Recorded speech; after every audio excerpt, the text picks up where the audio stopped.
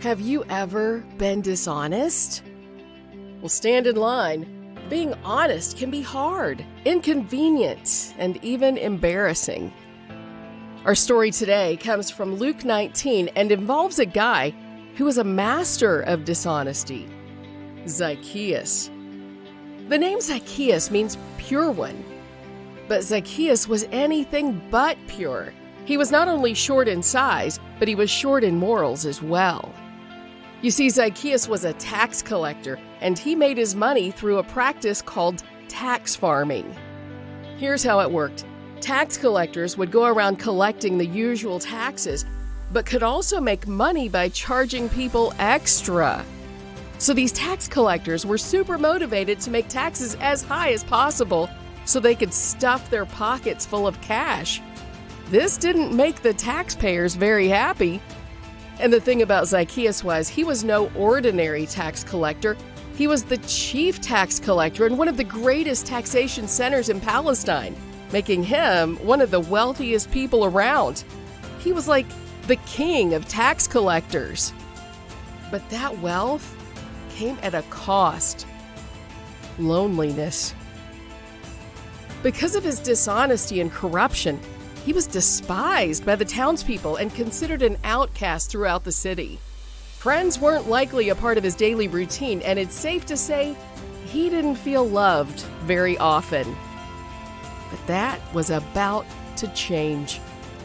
You see, there was a buzz going around that Jesus, a guy who welcomed tax collectors and sinners, was coming to town. This was just the guy Zacchaeus needed to see. So he begins following the people through the streets of Jericho to see this Jesus guy. He soon realizes there is no way he can see over the crowds. And if he tries to work his way through the crowds, he surely will get a beat down. He's starting to get desperate, so he runs ahead of everyone and full-on humiliates himself, climbing up a tree like a little kid in front of the entire town. But Zacchaeus doesn't care. He's got to see Jesus. And his efforts pay off. As Jesus makes his way down the street, he walks over to the tree, calls Zacchaeus by name, and tells him to come down. He wants to hang out with him.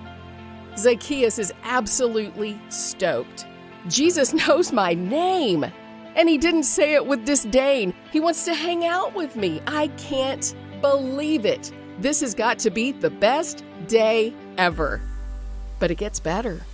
As Zacchaeus hears the townspeople murmuring and questioning why Jesus would hang out with such a despicable man, Zacchaeus makes his move. Whether it was out of conviction or out of a love for the Lord, or both, he makes an incredible declaration. Lord, I will give half my possessions to the poor, and if I have cheated anybody out of anything, I will pay back 4 times the amount. This is a big deal. Mosaic law required people to make double compensation for restitution, yet Zacchaeus was going to give back 4 times the amount he had taken. And half his possessions to the poor? Wow! These actions would have depleted most of, if not all, his wealth. But he didn't care. He would gladly give it all away to follow Jesus. Jesus looks at this changed tax collector with pleasure.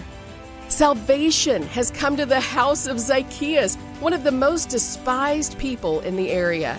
And Jesus has demonstrated yet again his heart to seek and save the lost. You see, Zacchaeus responded to Jesus when he called out his name and made the right call, making decisions of eternal consequence to right a wrong. Most of us have also experienced being dishonest in some area of our lives. So the question remains, what will be your response when Jesus calls out to you?